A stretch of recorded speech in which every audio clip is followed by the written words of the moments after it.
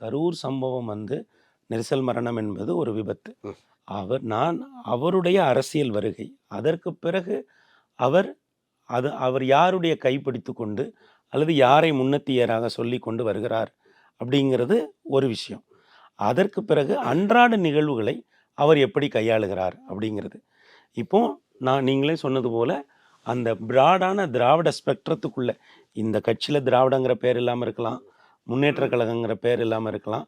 ஆனால் இது எதிரான பாதையோ இல்லை, அந்த இந்த இந்த பாதையில் தான் நான் இருக்கேன். அகைன் ஒரு வெற்றி கழகம் பேர் வச்சு ஒரு முன்னேற்ற கழகம், அது கழகங்களோட பாதையில் தான் நான் இருக்கேன்றதை அவர் தெளிவுபடுத்திட்டார். ஆனால் அந்த லேன் இருக்குல்ல, இப்போ நிறைய இந்த கழகங்கள்ன்றது நிறைய லேன் இருக்குது.